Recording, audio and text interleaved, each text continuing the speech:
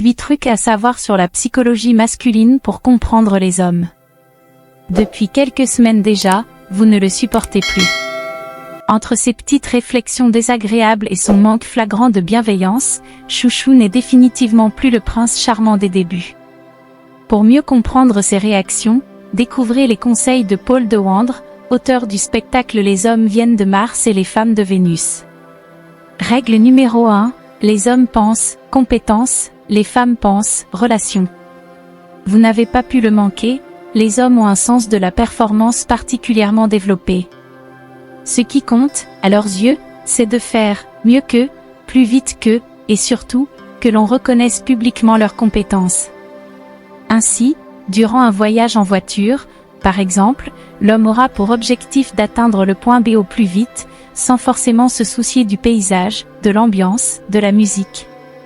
De notre côté, ce n'est pas exactement la même chanson, nous sommes davantage attentives à la qualité des relations que nous entretenons avec notre entourage. Peu importe qui a gagné le jeu, du moment que tout le monde s'est amusé. À lire, il est accro à son boulot, ça se soigne? Règle numéro 2, les hommes expriment des faits, les femmes expriment des ressentis. Oh là là, il y avait des embouteillages, j'ai mis 3 heures à rentrer aujourd'hui. Bien sûr, c'est exagéré, avec cette petite phrase, vous voulez faire comprendre à Chouchou que l'attente a été longue, limite insupportable. Bref, vous essayez de partager un ressenti. Sauf que l'homme, lui, a besoin de faits précis et exacts.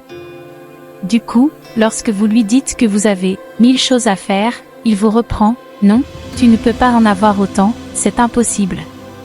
Son côté pointilleux vous agace, votre côté exagéré l'exaspère. La dispute n'est pas loin. Une solution pour mieux communiquer?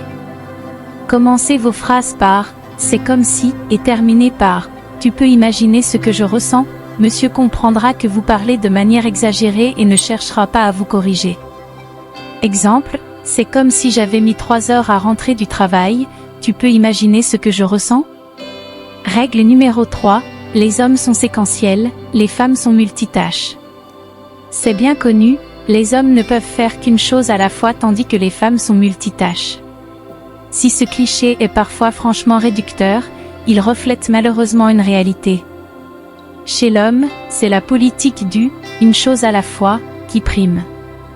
Monsieur se concentre sur une tâche, qu'il exécute du mieux possible. C'est la raison pour laquelle il ne voit pas la poubelle que vous avez, astucieusement, laissée à côté de la porte d'entrée afin qu'il la descende en allant au travail, il va au travail, point.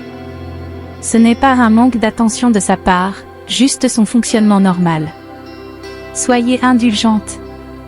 Je vis avec un maniaque, comment le calmer? Nos astuces.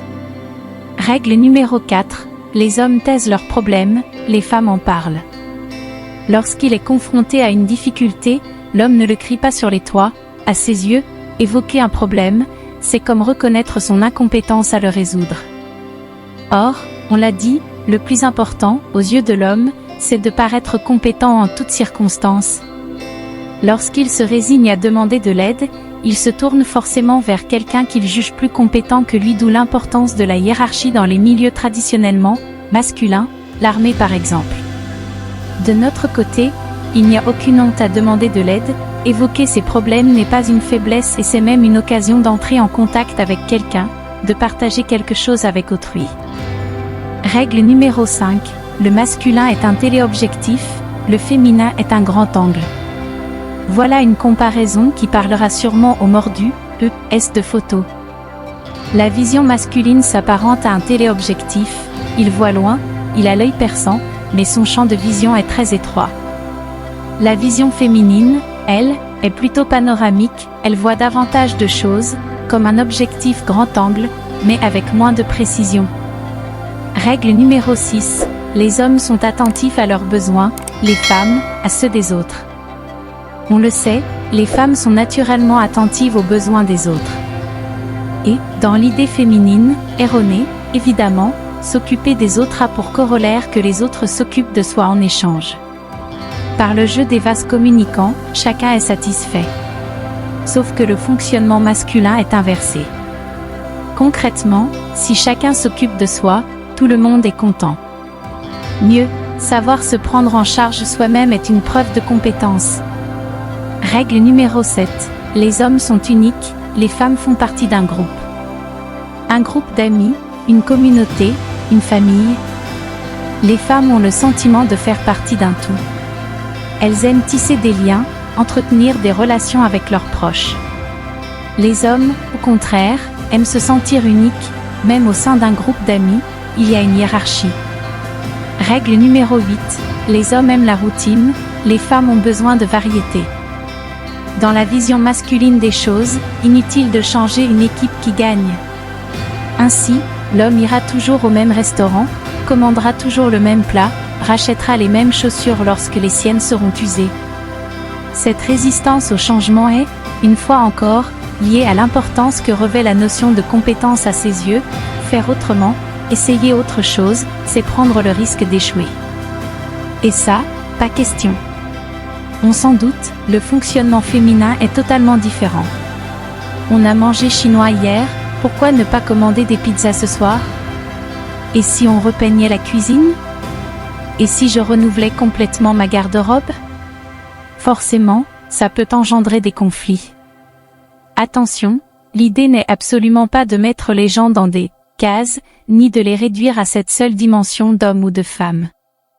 Personne n'est à 100% masculin ou féminin.